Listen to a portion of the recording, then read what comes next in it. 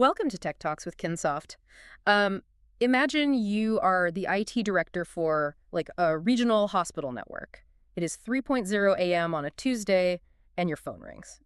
Yeah, that is never a good time for the phone to ring. No, definitely not. And, it is not just a server outage. Every emergency room monitor is locked.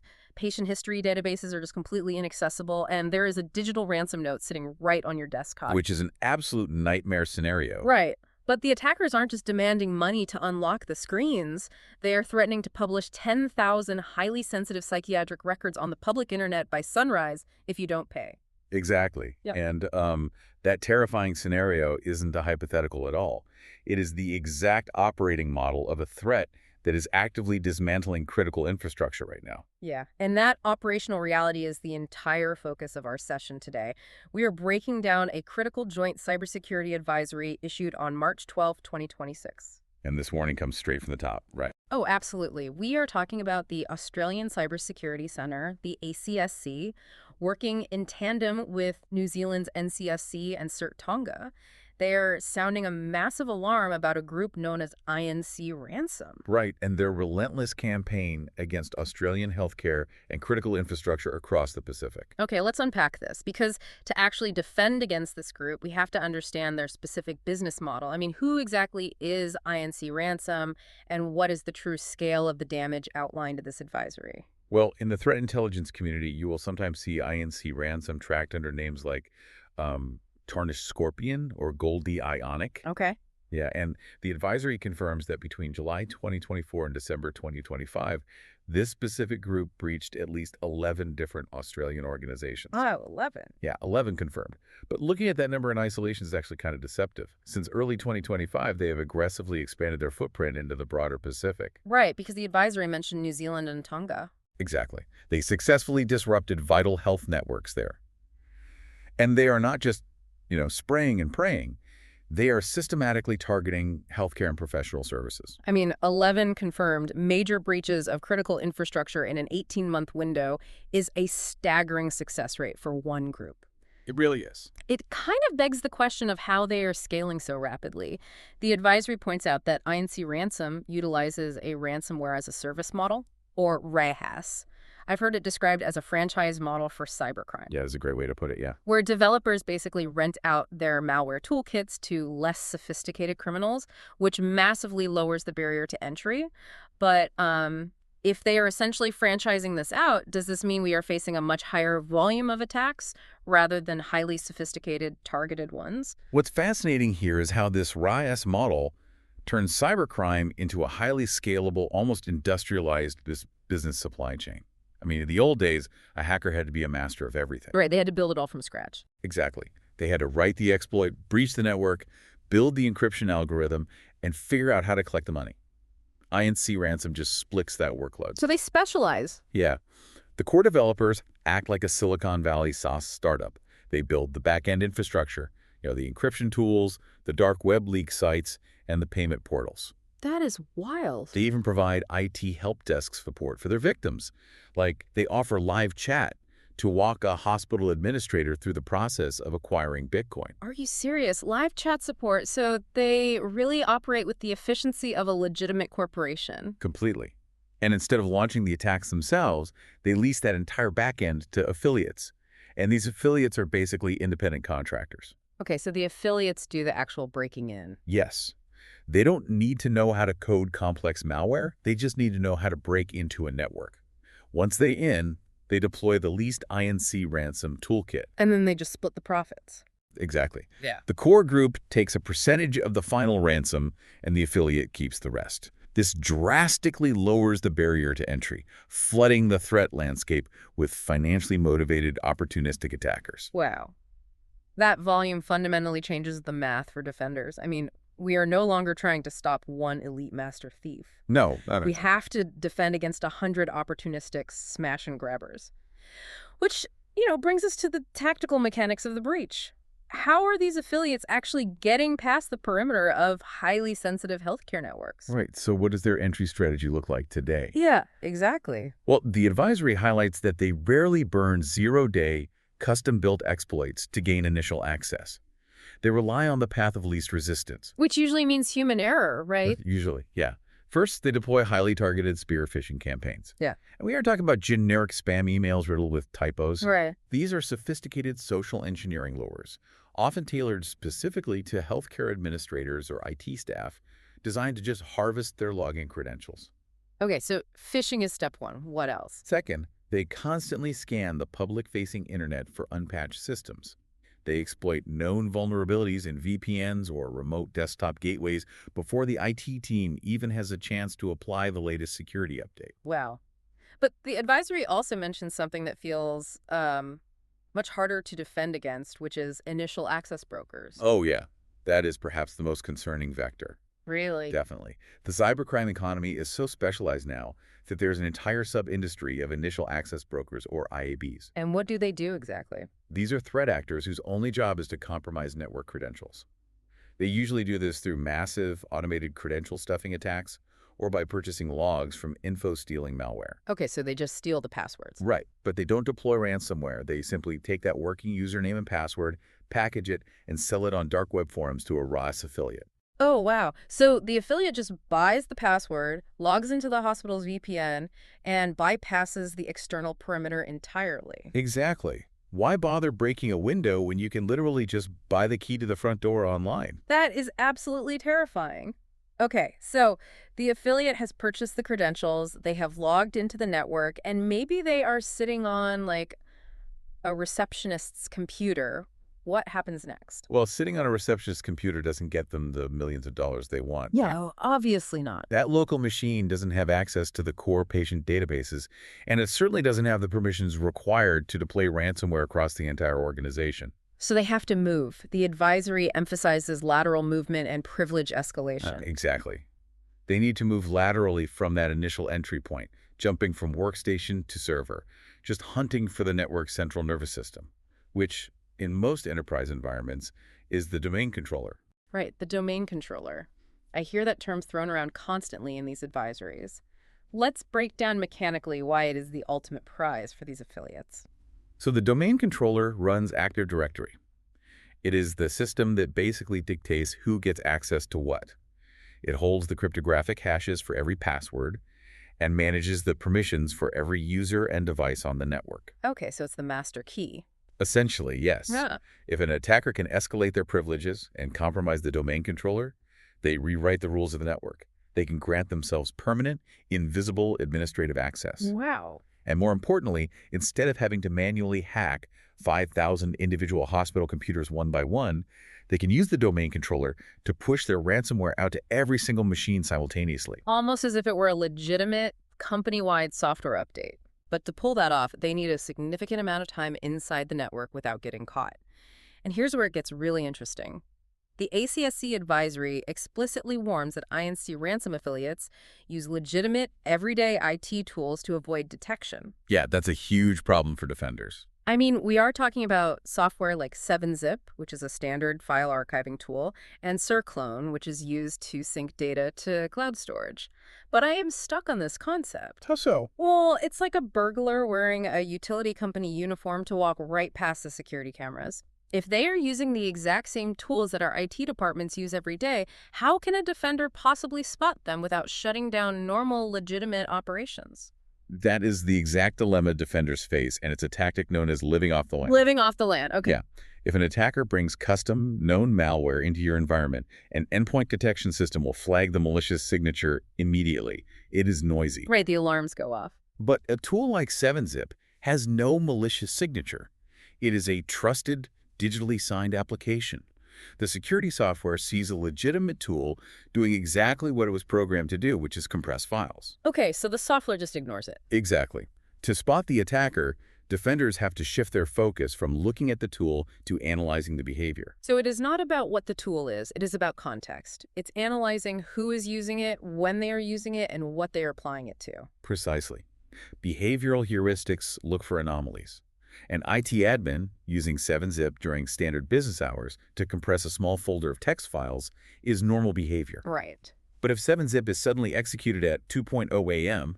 by a service account that normally doesn't interact with the desktop, and it is using command line arguments to compress 500 gigabytes of data from a highly sensitive SQL Server database. Yeah, that is a red flag. Exactly. That combination of behaviors should trigger an immediate high-priority alert in a modern security operations center. That makes perfect sense. So the affiliate is living off the land, using 7-Zip to quietly bundle up these massive databases, and then using a tool like Circlone to siphon that data out of the network. It's disguised as regular outbound cloud traffic. Yeah. Right. And they are going through this incredibly complex, stealthy process before they ever drop the actual ransomware. I mean, this completely changes the narrative of what ransomware even is. It really does. We have firmly left the era where the primary goal was simply locking computers. We are operating in the reality of double extortion. And the advisory makes this crystal clear. INC Ransom isn't just freezing systems to halt operations, they're exfiltrating the data first. Yes, the data theft is key. And in the context of the Australian health networks they have breached, we are talking about highly personal, confidential medical histories, diagnostic imaging, and psychiatric evaluations. Which provides them with an insurmountable level of leverage. Definitely. They steal the data, they deploy the locker to paralyze the hospital, and then they deliver the ultimatum. Like, pay the first ransom to get the decryption key so you can turn your monitors back on, and pay the second ransom to stop us from dumping your patient's most intimate medical secrets onto the dark web. And this is why healthcare is not an accidental target for this RAS ecosystem.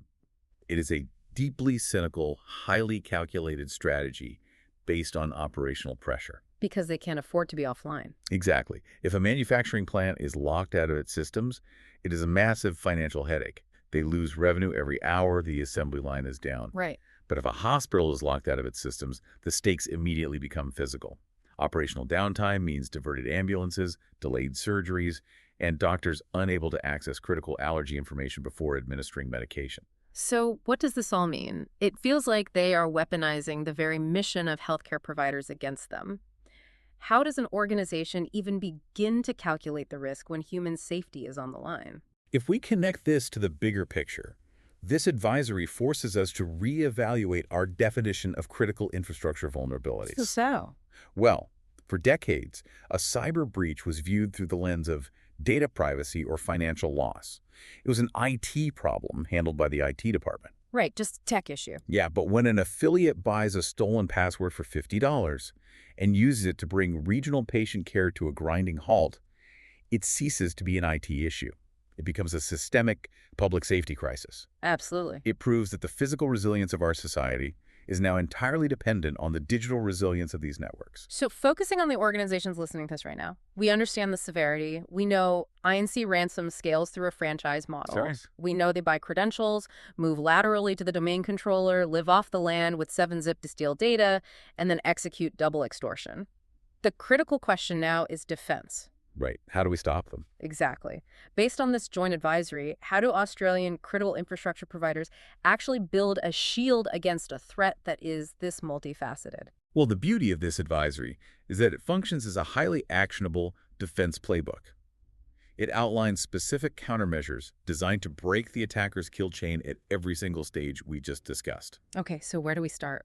It starts at the very beginning, which is initial access. Since we know affiliates rely heavily on purchased credentials from initial access brokers, organizations have to render those stolen passwords useless. But the standard advice is always, use stronger passwords or enforce credential hygiene. But if an attacker is literally buying my password on the dark web, it doesn't really matter if it has 20 characters and a dozen special symbols, right? Yeah, They have it, they have it. It sounds like we have to assume they already have the keys to the front door, which means we need significantly smarter locks on the inside. Which is exactly why the advisory heavily emphasizes the deployment of phishing-resistant multi-factor authentication, or MFA, on all external-facing services. Phishing-resistant MFA. Yes, and the distinction of phishing-resistant is critical here. I want to pause on that because it's a vital point. A lot of organizations think they are secure because they use SMS text messages or app-based push notifications for MFA. Why aren't those standard methods enough to stop an INC Ransom affiliate? Because the attackers have adapted, affiliates now use adversary-in-the-middle proxy attacks. What does that look like? Let's say you click a sophisticated phishing link. It takes you to a fake login page that looks exactly like your corporate Microsoft 365 portal. You type your password. Okay. The fake site then prompts you for your SMS code. Mm-hmm. You look at your phone, type in the 6 digits, and hit enter. In milliseconds, the proxy server captures that code and forwards it to the real Microsoft site, logging the attacker in. Oh, wow. Yeah, they bypassed your SMS MFA in real time. So what makes something genuinely phishing resistant then? Physical cryptography. Yeah. Phishing-resistant MFA, like FIDO2 hardware security keys, which is a physical USB device you plug into your laptop, relies on cryptographic proof. Okay, so it's a physical thing. Exactly. The hardware key authenticates the physical domain you are visiting. If you are on a fake proxy site, the hardware key recognizes the domain mismatch and simply refuses to hand over the cryptographic token. That is brilliant. Yeah, the authentication fails. Even if the affiliate buys your password, without that physical piece of hardware, they cannot get through the VPN. That makes a massive difference. But let's assume the worst case scenario here. Let's assume an affiliate somehow finds a gap, maybe an unpatched legacy server, and gets a foothold inside the network. We know their next step is hunting for the domain controller. How do we stop that lateral movement? Defenders must implement the principle of least privilege and aggressively limit privilege escalation paths. Meaning what, practically? You have to design the network with the assumption that a breach will occur. If a standard user account is compromised, that account should be locked down in a segmented environment. Okay. It should not have the ability to run administrative scripts, access sensitive file shares, or communicate with the domain controller over unnecessary ports. You isolate the infection by removing the pathways the attacker needs to travel. You are essentially building bulkheads in a submarine. Like, if one compartment floods, the ship doesn't sink. That's a perfect analogy, yeah. And what about the stealth phase, where they are using 7-zip and Circlone? We talked about behavioral heuristics earlier. Right. Organizations must deploy advanced endpoint detection and response, or EDR, solutions that monitor behavior, not just file signatures. So the software has to be smart enough to catch the context. Exactly. And you need a security operations team or a managed service provider actively hunting for those anomalies we discussed. If AirClone suddenly starts initiating massive outbound data transfers to a cloud storage provider your company doesn't use, the network should automatically sever that connection. Finally, the advisory tackles the grim reality of incident response readiness. If the behavioral monitoring fails and the data is successfully exfiltrated, what is the protocol? This raises an important question. Is your organization truly ready for an incident response where the data is already gone, rather than just encrypted? Because backups don't solve the problem anymore. Exactly. In a double extortion scenario, pristine offline backups will help you restore your systems, but they will not unsteer your data. Right. The data is still out there. Yeah. Your incident response playbook cannot just be an IT recovery manual. It must include legal counsel, public relations strategies, regulatory notification procedures, and clear communication plans for the patients whose data has been compromised. It becomes a whole of business crisis. It really does. The overarching lesson is that proactive defense, buying the hardware keys, segmenting the network, paying for behavioral monitoring is infinitely cheaper and less damaging than trying to manage the fallout of highly sensitive medical records hitting the dark web. It is just a vicious industrialized cycle, and the only way to disrupt it is by making the initial breach too costly, too complex, and too time-consuming for the affiliates to bother with. We have covered a tremendous amount of ground in this session. We really have. To quickly recap our exploration for you, we dissected the March 2026 joint advisory from Five Eyes Partners detailing the INC ransom threat.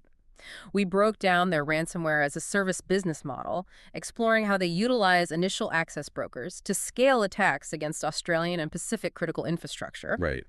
We examined their tactics, from bypassing perimeters, moving laterally to compromise the domain controller, and living off the land with trusted tools like 7-zip to extract data. And most importantly, we detailed the required defenses. Deploying genuinely phishing-resistant MFA, enforcing strict privilege limitation, and relying on behavioral monitoring to catch what traditional antivirus misses. The complexity of the threat demands a matching level of sophistication in our defense. And building on everything we've explored, I want to leave you with a final thought to consider. Okay, let's hear it. We spent this session detailing how ransomware groups are successfully franchising their operations, right? They share initial access, lease backend infrastructure, and collaborate to scale their attacks. Yeah, highly collaborative. If the adversaries are collaborating this efficiently, are we doing enough to franchise our defense? How can organizations, particularly within the healthcare sector, better share threat intelligence, behavioral detection rules, and incident response playbooks in real time so that an attempted breach on one regional hospital automatically translates into an impenetrable defense for all the others. Wow, that is a phenomenal challenge to end on. The cybercrime economy is networked, so our defensive posture must be equally collaborative. If you are listening to this session and realize your organization needs to take these warnings to heart, if you need to ensure your critical infrastructure, your patient data, and your operational resilience are protected against highly motivated threat ecosystems like INC Ransom, you cannot wait for the breach to happen. No, you absolutely cannot. You need to visit www.kinsoft.com.au to discuss your security and IT needs. They have the specialized expertise required to help you build those internal bulkheads, deploy behavioral monitoring, and genuinely secure your environment. Achieving resilience against double extortion is complex, but with the right architectural strategy, it is entirely possible. Thank you so much for joining us on this exploration of the modern threat landscape. We've loved unpacking these insights with you. Stay vigilant, stay secure, and remember, we are no longer defending against isolated hackers. We are defending against an industry. It is time to fortify the network. Catch you next time.